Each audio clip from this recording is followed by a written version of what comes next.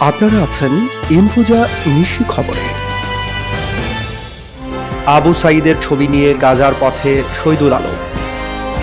শহীদ আবু সাঈদের ছবি নিয়ে ফিলিস্তিনের গাজা উপত্যকার দিকে যাচ্ছেন বাংলাদেশের আলোকচিত্রী ডক্টর শহীদুল আলম। বুধবার সন্ধ্যার দিকে নিজের ফেসবুক পেজে এই তথ্য জানিয়েছেন তিনি। আওয়ামী লীগের কার্যক্রমে নিষেধাজ্ঞা প্রত্যাহারের শঙ্কা নেই। আওয়ামী লীগের কার্যক্রমে নিষেধাজ্ঞা দ্রুত প্রত্যাহার হওয়ার কোনো শঙ্কা নেই বলে জানিয়েছেন আইন, বিচার ও সংসদ বিষয়ক উপদেষ্টা ডক্টর আসিফ নজরুল। বুধবার বরিশাল নগরীর শঙ্কর মঠ পূজা মণ্ডপ পরিদর্শন শেষে সাংবাদিকদের প্রশ্নের জবাবে তিনি এ তথ্য জানান। পূজায় ঝামেলা করতে পাহাড়ে ষড়যন্ত্র। পূজায় বিঘ্ন করতে পাহাড়ে ষড়যন্ত্র করা হয়েছে বলে মন্তব্য করেছেন স্বরাষ্ট্র উপদেষ্টা লেফটেন্যান্ট জেনারেল অবসরপ্রাপ্ত জাহাঙ্গীর আলম চৌধুরী। বুধবার সন্ধ্যায় মুন্সিগঞ্জের সুখবাজপুরে পূজামণ্ডপ পরিদর্শন শেষে তিনি জানান, ষড়যন্ত্রকারীরা সফল হয়নি। পাহাড় নিয়ে ডাকসুর উদ্বেগ। পাহাড়ে অস্থিরতায় উদ্বেগ জানিয়েছে ঢাকা বিশ্ববিদ্যালয় কেন্দ্রীয় ছাত্র সংসদ।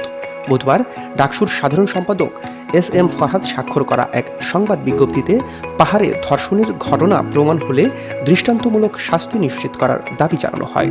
তবে ঘটনাটি সাজানো হলে অস্থিতিশীলতা সৃষ্টিকারীদের বিরুদ্ধে ব্যবস্থা নেয়ার দাবিও জানিয়েছে ডাকসু।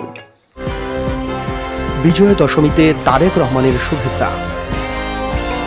বিজয়া দশমী উপলক্ষে হিন্দু ধর্মাবলম্বীদের শুভেচ্ছা ও অভিনন্দন জানিয়েছেন বিএনপির ভারপ্রাপ্ত চেয়ারম্যান তারেক রহমান।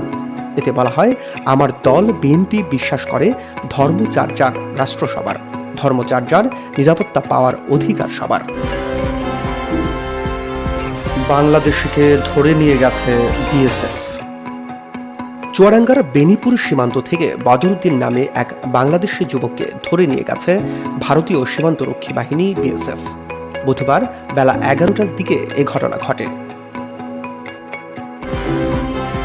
ট্রাম্পের প্রস্তাব পরিবর্তনে ক্ষুব্ধ আরব বিশ্ব। ইসরায়েলি প্রধানমন্ত্রী বেঞ্জামিন নেতানিয়াহুকে খুশি করতে গাজায় যুদ্ধ বন্ধের প্রস্তাব পরিবর্তন আনায় ক্ষুব্ধ হয়েছে সৌদি আরব সহ আরব বিশ্বের দেশগুলো। গাজা থেকে ইসরায়েলি সেনা প্রত্যাহারের ক্ষেত্রে নেতানিয়াহু কিছু শর্ত জুড়ে দিয়েছেন। প্রত্যাহারের নির্দিষ্ট সময়সীমাও উল্লেখ করা হয়নি এতে। যুক্তরাষ্ট্রে শাটডাউন, পাল্টাপাল্টি দোষারোপ। মার্কিন কংগ্রেসে বাজেট বিল পাশ না হওয়ায় মঙ্গলবার রাত দুপুর থেকেই কার্যত অচল হয়ে পড়েছে ট্রাম্প প্রশাসন। এতে ট্রাম্প শিবিরে দেখা দিয়েছে উত্তেজনা, চলছে পাল্টাপাল্টি দোষারোপ। মরক্কোতে জেনজিদের বিক্ষোভ, সহিংসতা। মরক্কোতে 4 দিন ধরে চলছে জেনজিদের বিক্ষোভ। মঙ্গলবার দেশটির বিভিন্ন স্থানে আন্দোলনকারীদের সঙ্গে আইনশৃঙ্খলা বাহিনীর দফায় দফায় সংঘর্ষের খবর পাওয়া গেছে।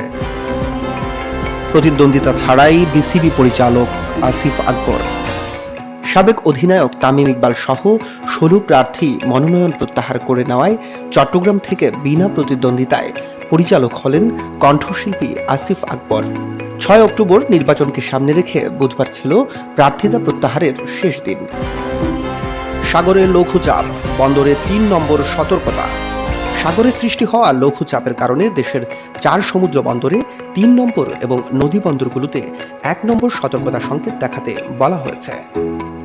দর্শক, এই ছিল ইনফোজা নিশি খবর। আমাদের সঙ্গে থাকুন।